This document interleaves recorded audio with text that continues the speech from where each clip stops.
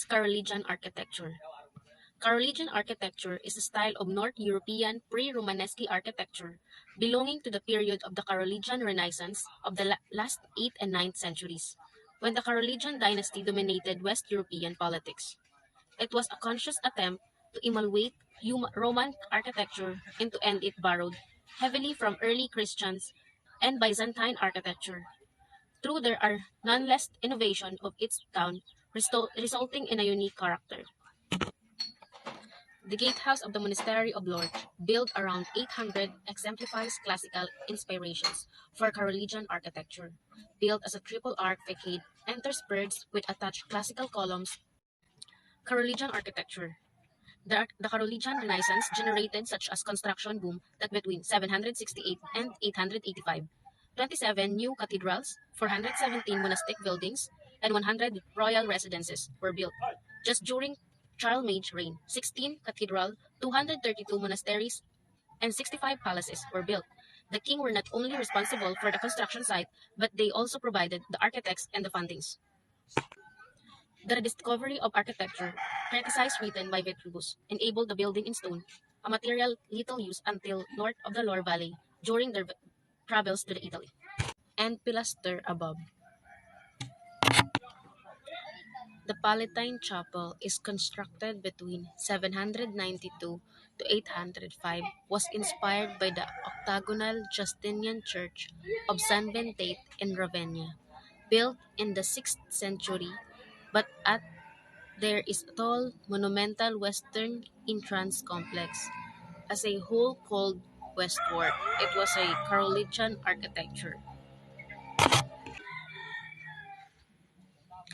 Carolingian churches generally are basilican, like the early Christian Church of Rome, and commonly incorporated westwork, which is arguably the precedent for the western facades of later medieval cathedrals. An origin westwork survives today at the Abbey of Corvey, built in 885. History. After the fall of the Roman Empire, many architectural styles developed thanks to the rapid increase in cultural diversity following the Great Migration period in Europe during the 5th century AD. One influential style was Carolingian architecture, as it was developed in Western Europe under the kingdom of the Franks during the reign of the Carolingian dynasty. What makes this style equally important and impressive is that it was shaped to fit the cultural practices of the Franks, as well as how it uses and adapts elements of earlier architectural styles. It was also developed during the Dark Age of Eastern Europe, when little art and culture was produced. Ang isang maimpluwensyang estilo ay ang arkitektura ng Carolingian, dahil ito ay binuo sa kanlurang Europa sa ilalim ng kaharian ng mga Frank. Sa panahon ng paghahari ng dinastiyang Carolingian, ang dahilan kung bakit ang estilong ito ay pantay na mahalaga at kahanga-hanga, at ito ay hinubog upang umangkop sa mga kultural na nakasanayan ng mga Frank, at pati na rin kung paano ito gumagamit at umaangkop sa mga elemento ng mga estilo ng arkitektura. The time between the 5th and 9th centuries AD is often described as the Dark Ages, mainly because of lack of academic advance during this period of time after the fall of the Western Roman Empire. While some higher learning was taking place, it was on a much more limited scope than before. This can be seen as much of European higher education during this time was strictly religious, as explained by American author and instructor at the College of William and Mary Susan Wise Bauer in her 2013 book, The History of the Renaissance World. That being said, the term Dark Ages cannot be applied universally because of some developments in the Western Mediterranean and Francia. This growth in academic studies in the Kingdom of Francia will be known as the Carolingian Renaissance, a phenomenon that came from the Emperor of the Franks. Charlemagne sporting place of higher learning all across his domain. Literacy was important for Charlemagne because he needed more literate citizens who could help him run the empire, as he was expanding his bureaucracy.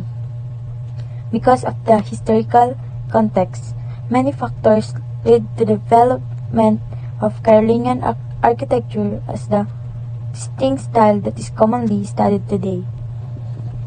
Kagaya ng ipinaliwanag ng Amerikanong mayakda sa College of William and Mary Susan Wise Bauer sa kanyang 2013 na aklat na The History of the Renaissance World, ang sinasabi ang terminong Dark Ages ay hindi maaaring gamitin sa pangkalahatan dahil sa ilang mga pag-unlad sa Eastern Mediterranean at Francia. Dahil sa kontekstong pangkasaysayan, maraming mga salik ang humantong sa pag-unlad ng Carolingian arkitektura bilang isang natatanging estilo na karaniwang pinag-aaralan ngayon.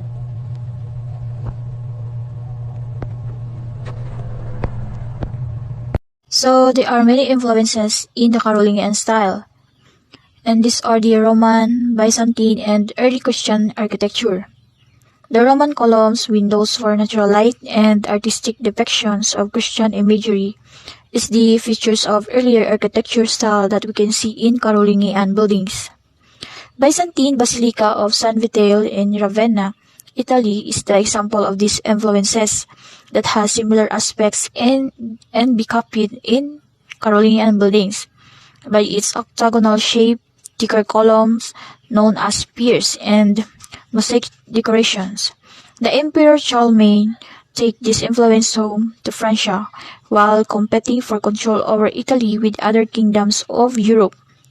And the other influences come from recovered Roman manuscripts, and famous architects of the time Odo of Metz can see the numerous benefits from the Carolingian Renaissance, as there was a large focus on learning and scholarships. So this is the common characteristics of Carolingian architecture. The most examples of this style are religious in nature. It means that the common examples of Carolingian architecture are the churches and monasteries. And the materials that they use in buildings is stone, a rare building material. Also, the aesthetics of Carolingian buildings are unique from earlier Christian churches in several key aspects.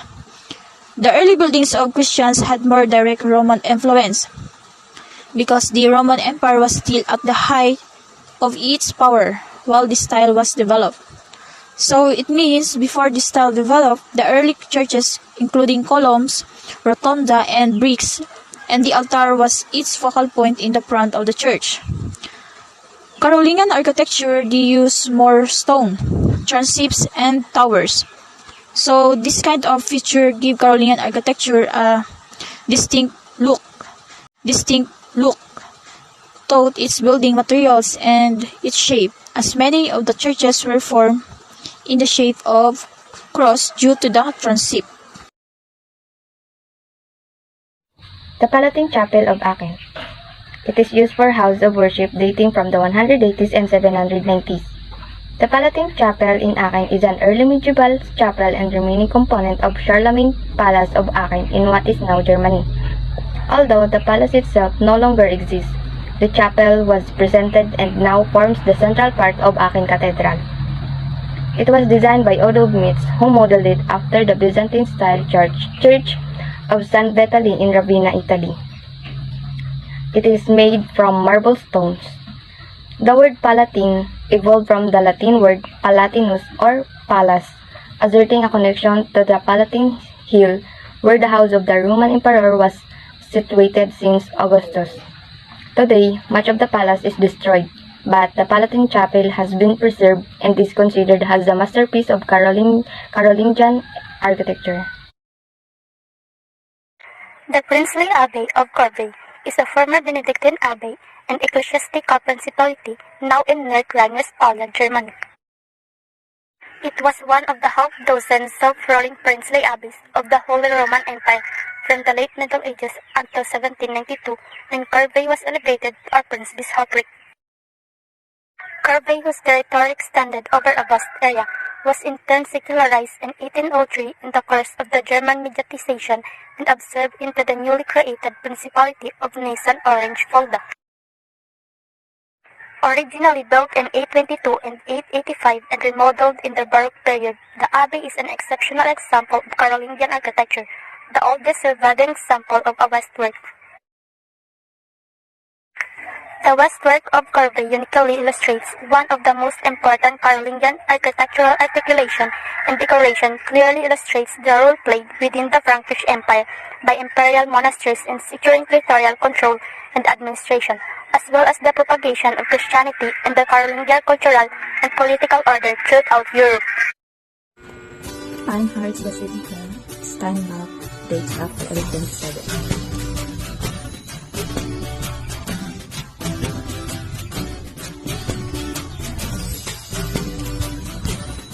Completed in 827 by Einhard, Charlie Main, biographers and court officials.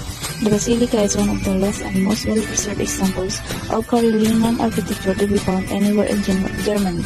The basilica has 3 aisles with an base facing main appearance. The masonry is the Roman style and consists mainly of red sandstone, which you will quickly see is the common to the area. Below the church is a cross-shaped crypt, which was probably constructed to house the remains of Einhard and his wife, who they were never later seen.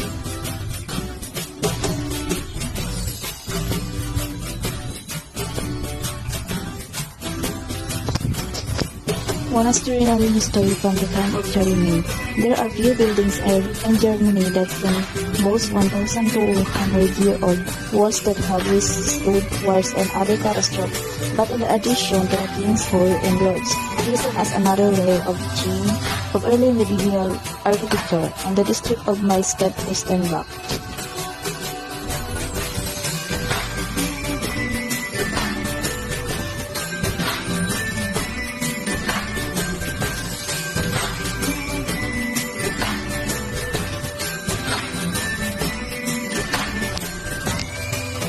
Charlemagne. Einhard was a dedicated servant of Charlemagne and his son Louis the Pious. His main work is a biography of Charlemagne, the Vita Caroli Magna, one of the most precious literary works of the early Middle Ages.